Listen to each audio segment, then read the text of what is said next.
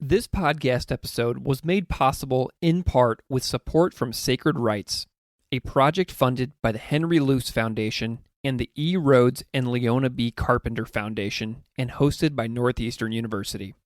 Sacred Rights is a project that supports public scholarship on religion and provides resources and networks for scholars of religion committed to translating the significance of their research to a broader audience. I recommend you learn more about Sacred Rights on their website at sacred-rights.org or find Sacred Rights on Twitter at sacred_rights.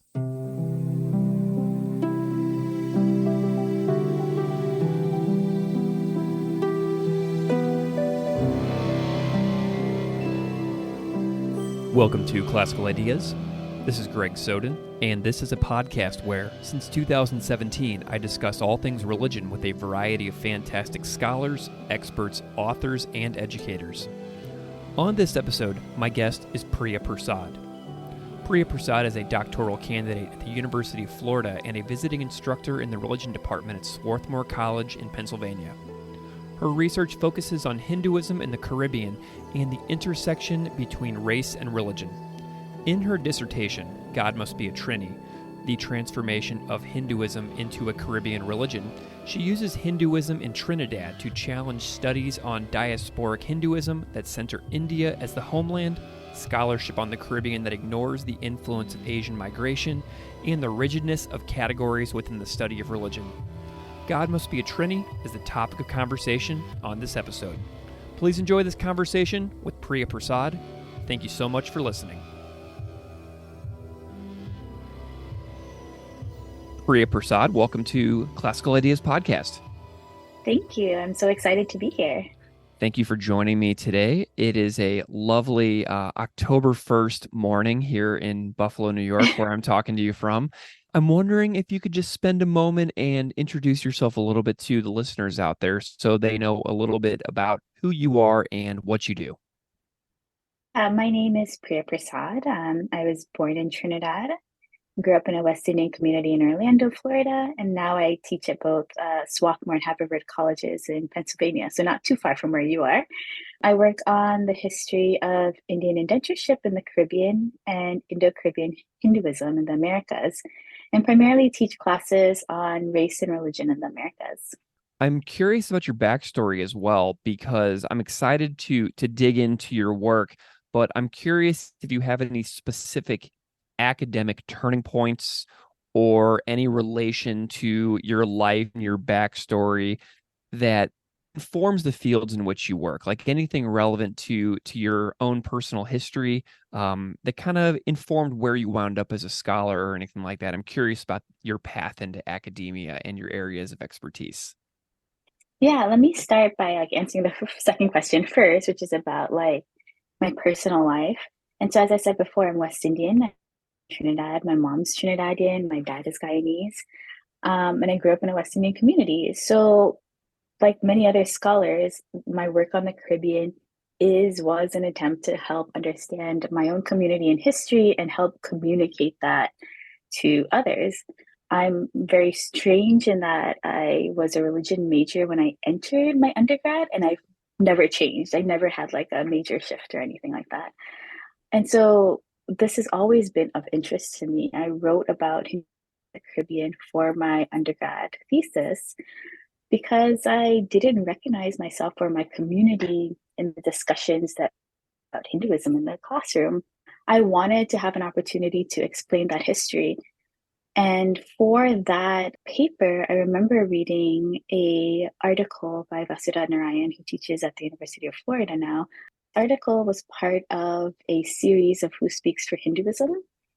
And in that article, she talks about, coming from Harvard and having a conversation with fellow peers about what Hinduism is, recognizing herself in those answers.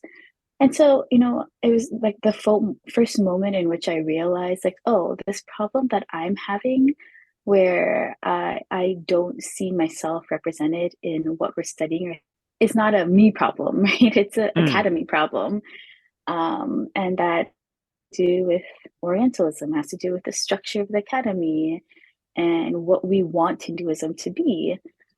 kind of related to that, I think my biggest academic turning point since then has been a really recent one that probably just happened like a few years ago, I think 2019, where I attended this on Hinduism at the AAR. But there was a group of women who, at the time, I think were like mid, early level career, all pre tenure. And they were critiquing the field of Hindu studies, the academy, and academia in general. And the critique about scholar is really lacking in self reflection and internal critique. It was really inspiring. I saw in them the kind of scholar I wanted to be, Mm. and I finally felt like there was a way forward for me. So now, in a really sweet turn of events, I'm part of that group, and I work really closely with them in this group called Critical Hindu Studies, which is about thinking critically the structure of the field of Hindu studies and what it means to apply an intersectional and feminist approach to the study of Hindu traditions. That all sounds absolutely wonderful. Let's dive into some of your work. I was reading some of your in progress dissertation, and you sent me a wonderful draft from that document called "God Must Be a Trini: The Transformation of Hinduism into a Caribbean Religion." And I would love to know like a little bit about how you got into this like the specific topic that you narrowed down on for the dissertation, and kind of like the origin of how the dissertation and the research process kind of started to take shape for you, that you were like, okay, this is the one. Yeah, I mean, thanks for also having patience to read that list of draft. As I mentioned, like this project, this It's right here. I project got is, it. yeah, amazing. This project is obviously has this deeply personal element, and it's something I think everybody, works on their dissertation a long, long time. But as I mentioned, I've been thinking about this, right? So this is something that I've been kind of like in my mind about what it means to think about the Caribbean. And this dissertation project is the latest iteration of those kind of thoughts. And really, what I'm thinking about here is like, what does it mean for us to really think about it as a Caribbean religion? The history of world religions, the history of the study of Hinduism, what out as Caribbean and not Caribbean.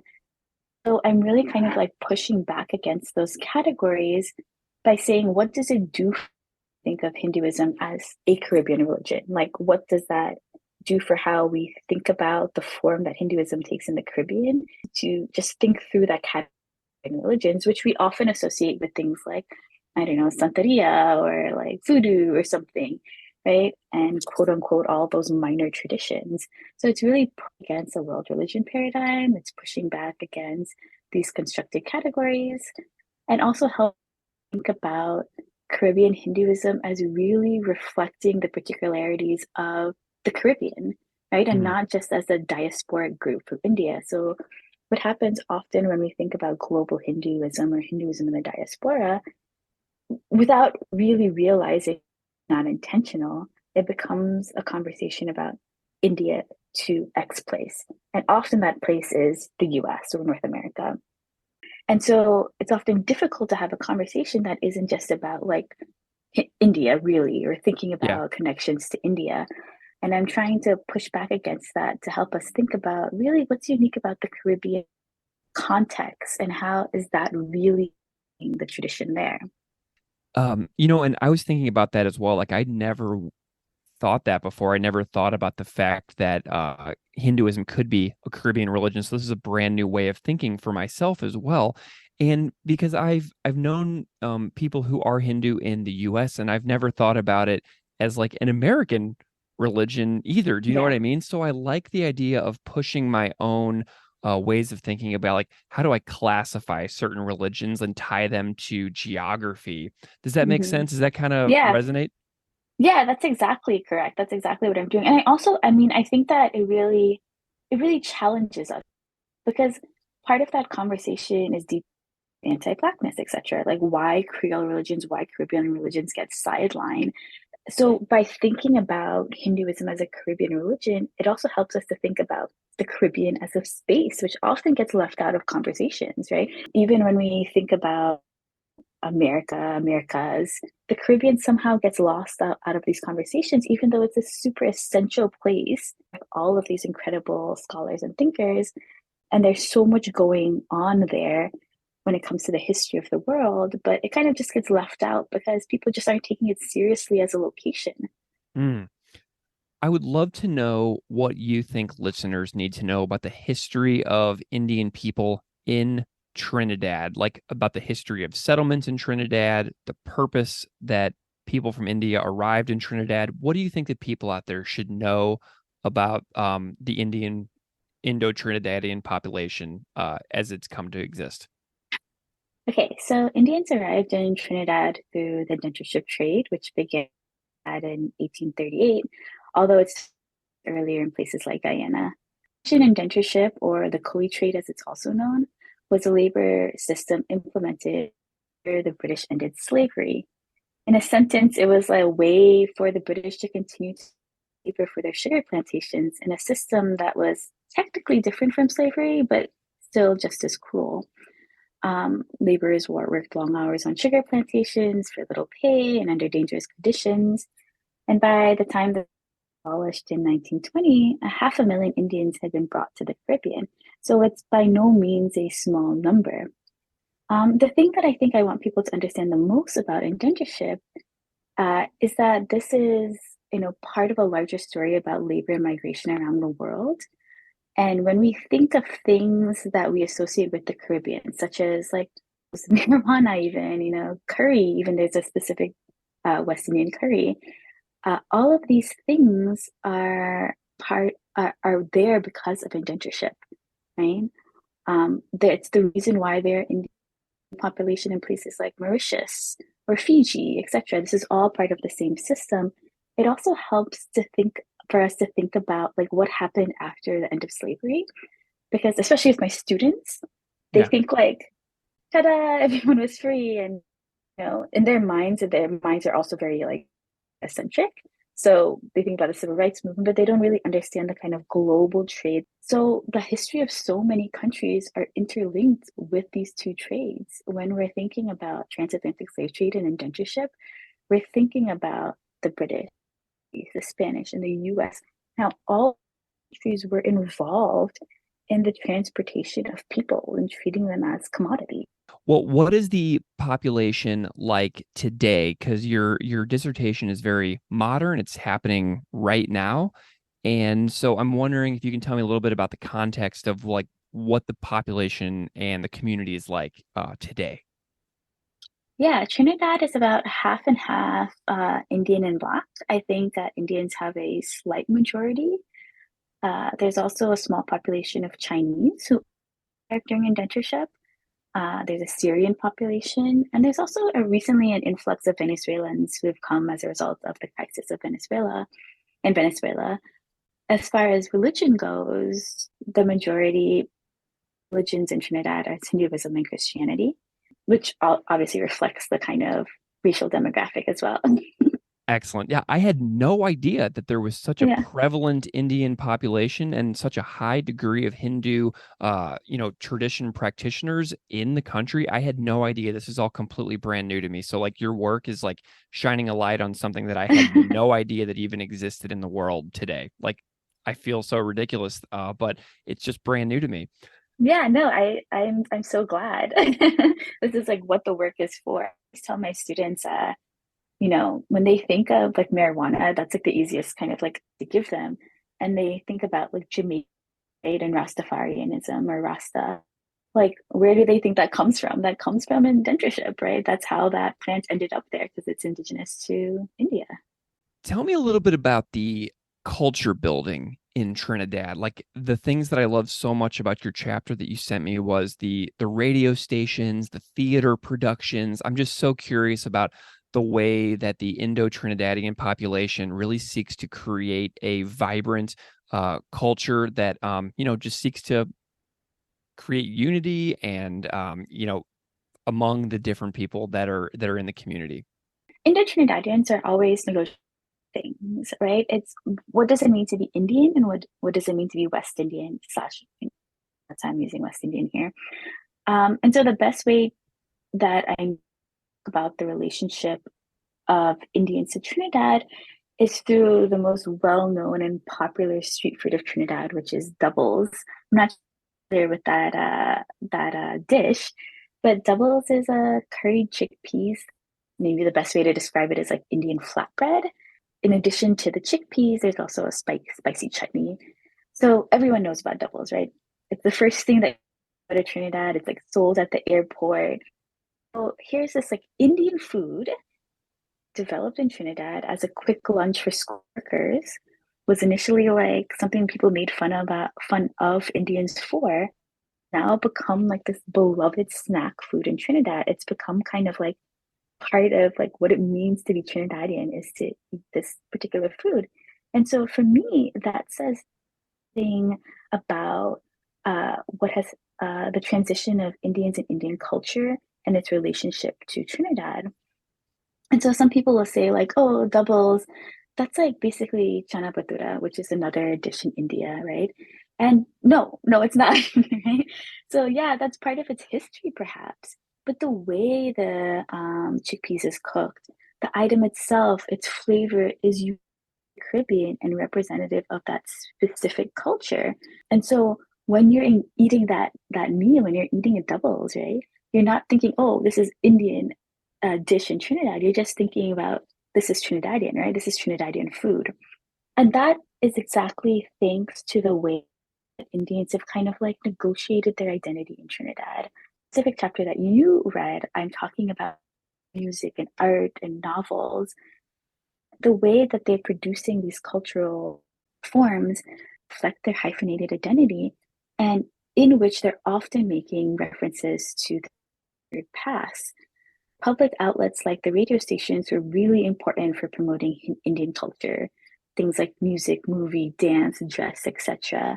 And they also helped to keep Hinduism, quote unquote, alive in the island by broadcasting particular pundits or Hindu priests and advertising. And things like the have been really important for creating an unbounded Indo-Caribbean community. And by that, I mean that my mom in Orlando can tune into this Trinidadian station and hear service as it's being conducted in Trinidad.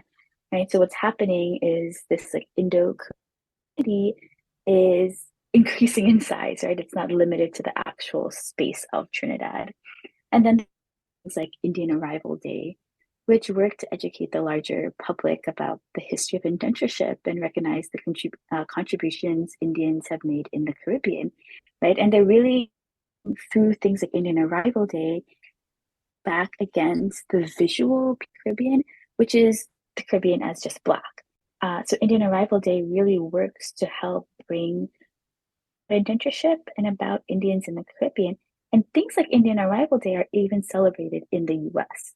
So in West Indian communities in New York, where there are large, significant populations, they have their own Indian Arrival Day celebrations. During these celebrations, they do things like, perform music, have little plays, have dances, etc. That is so cool. Do you have any personal favorites that you like really love as like pieces of art or performance or anything like that? I don't know. That's a good question. I think it's just really funny. There's chutney music is the music of Trinidad, which is this like combination of Bollywood songs with English lyrics and a lot of like Afro beats and other things like that. And so I love that type of music, and it's always like fun to listen to. But like specific songs I'm like blanking on at the moment. That's totally fine. But Something that I'm really curious about is the way that you write in the book that Indo-Trinidadians see India as their spiritual home while seeing Trinidad as like their actual home or their physical home.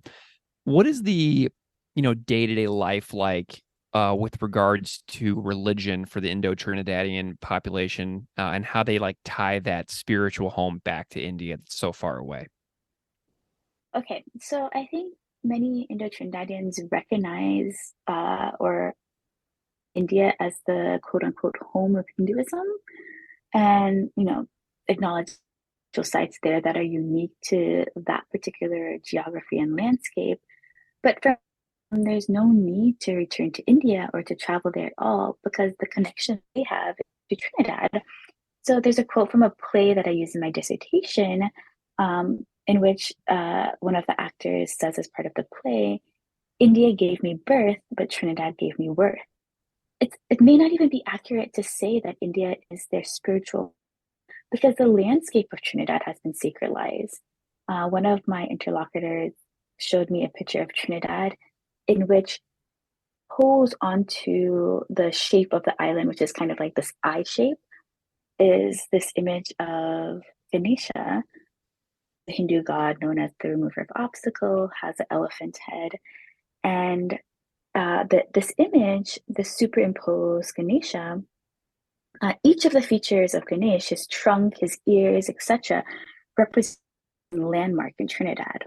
Mm. So, what he was saying with this image, look, this land of Trinidad itself, right? It's become everything that we need. And when they tell the stories of indentured laborers, there's been a transition in that kind of language. And so that their journey to Trinidad has been seen on that is part of their destiny. Like this is what it was always supposed to be. Trinidad is the ideal location for their religious practices and tradition. There's no need to return back. And so their rituals and practices, Indo-Trinidad invested in tracing their roots to ancestors. They're interested in maintaining their specific religious practices, and by their I mean their indentured ancestors. And so there are things that are done in Trinidad that we seen in India anymore, or only seen in kind of like village India. It's a kind of a capsule of like what 19th century village India Hindu practices might have been, and those have been maintained in Trinidad. So those are the things that they connect to, and India's and to them. The people may kind of look like them, but there's not a language connection, and the cultural connection is it's not completely gone, but it's like half and half. It's that doubles Chana Batura example again. So, and one thing I really want to get across, and I think something that I'm trying to do different in my dissertation than other texts that have been written about Hinduism in the Caribbean, is that I want to really emphasize that whereas Hinduism in the Caribbean is a real reflection of its history and social context, things like the restrictions of plantation life, influence of Christian missionary foreign movements, tensions that they've had with Afro-Caribbean community, I also want to note that there's a variety of traditions that are included under the category of Hinduism in Caribbean. It's not so much Caribbean Hinduism as it is Caribbean Hinduisms, which is a distinction we often make when we talk about general, like the global tradition. But when it comes to a specific place, a small island like Trinidad, we have the tendency to homogenize the tradition, right? And think that there's a single thing. And although I think that it's true that there are generalities that we can make and things that are in common, there are multiple Hindu traditions that are able to thrive in the Caribbean. And that I think demonstrates the success of Indo-Caribbean Hinduism, because that diversity is no longer a threat to its survival, but really a contributing factor to it. Amazing. I would love to know about your research and field work and trips of any kind. Like, tell me about the process and tell me some fun Yeah. stories about what this was like for you to do. Yeah, so it's interesting when you work in a place that is like your home, right? Also, uh, so I've made a few trips as research, but I have a ton of family there, right? The majority of my mom's side of the family lives there. And so it's not just work, it's also family. And working in a place that's also part of who you are is wonderful in a lot of ways.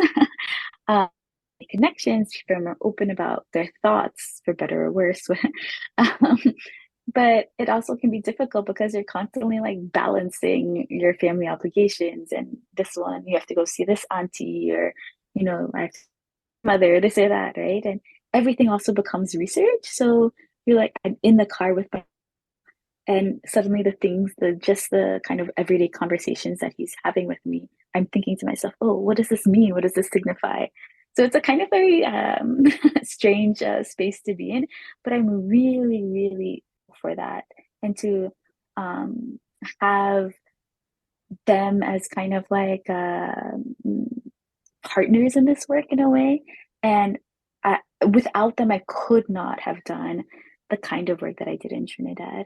So one story is that I went to a temple and I wanted to see inside the temple. The temples in Trinidad are normally only open on Sunday or unless there's an event, because that's when they do their like regular services. And so I went to this temple. It was closed, and I really, wanted to see inside of it. And my uncle is a very like persistent person. Mm. I'm looking for him, and he's like gone over to the neighbor's house and that neighbor's house and that neighbor's house, looking who could open the temple for me. And sure enough, he found him. And I was able to get into the temple, and I made this connection all because, my uncle insisted. So things like that. I mean, if I was on my own, I would just have to be like, okay, gotta go home now. Yeah. So Amazing. What an awesome support system to have in place, though, too. That's such a gift. And to be able to spend time with loved ones while doing this work, it's just a wonderful experience. And I'm just so glad that you have those roots there. I would plus, I love, mean, I'm working on the beach, right? So yeah, like it could be worse, right? it could be worse. Could be worse. I'm curious about your work with the Sacred Rights program and what made you get into having an interest in pursuing public scholarship at this point in your career. Yeah. I think that what made me decide to get more involved in public scholarship, it's always something that I've kind of been interested in and do, but a little bit scared of. And I think that's why Sacred Rights is really, because it helps you transition. It explains so many and allows you to be part of a community that is learning together. I think sometimes as academics, our circle becomes very insular. We're surrounded with people who often think the same as us, and we get comfortable communicating our ideas. I think the uncomfortability of public scholarship is the thing that's most important and useful. Right? It forces us to be clear in our language and not hide behind some academic jargon.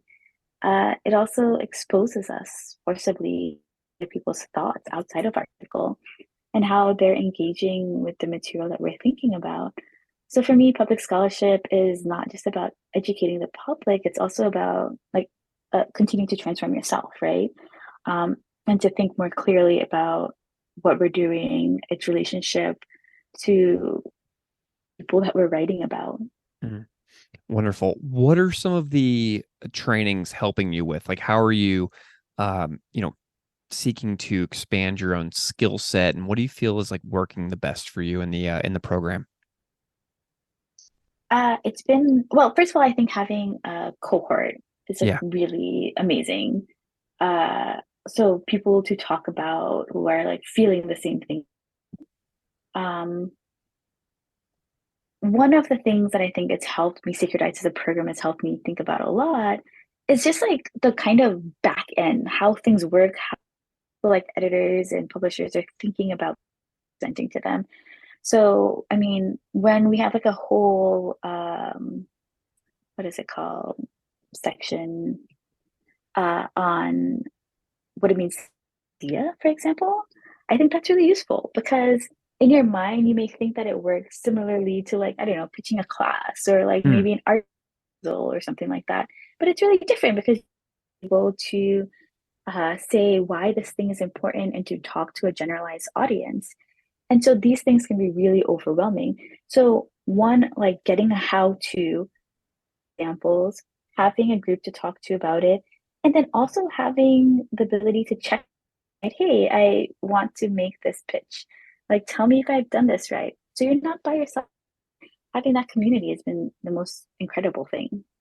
Wonderful. What are some of your thoughts on the risks and rewards and responsibilities of pursuing public scholarship? How do you see your work fitting into those three R's that get talked about so often in the program? Yeah. I think the biggest risk and responsibility I face is in terms of representing my community. I'm constantly second guessing myself. Is this correct? Is my analysis and reading of the thing accurate? Am I doing the people that I say that I want to represent? And what does it mean to even think about me representing them? But it's also good pressure.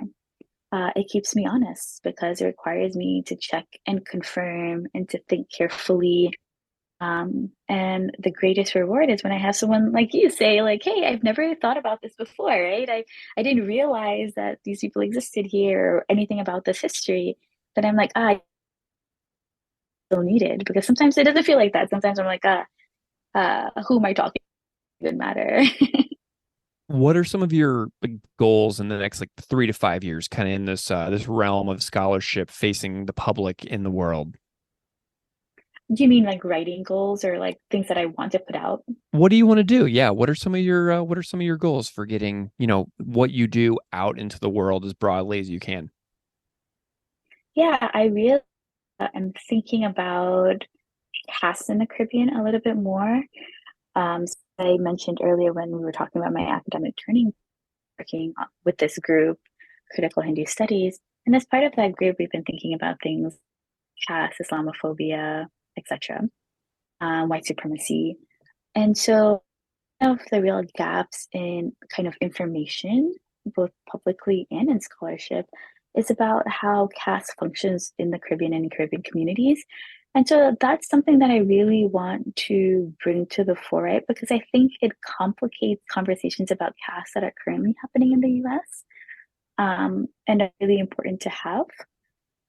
So hopefully I can check off this dissertation and start kind of like working on some more public things related to that question. Wonderful. Well, Prea Persaud, I have absolutely loved hanging out and reading your some work from your dissertation. Like I said, it was super fascinating and taught me a lot of things that I just had no idea existed in the world. And I mean that totally sincerely, that this was a brand new topic for me. Aw, And so I love the fact that you were able to shine light on something that you care so deeply about to me in something that I've never even considered or heard about in all of my years of doing this podcast and teaching about world wow. religions. So it's really it's nice to have a moment like in real time where I can be like, this has been a gap that I've been able to fill in some of my own knowledge and just grow a little bit. I just absolutely love that about your work. That's I'm so happy. Wonderful. Well, Priya Prasad, thank you so much for coming on the podcast. It has been Thank you for such a having pleasure. me. Thank you. It was wonderful to talk to you.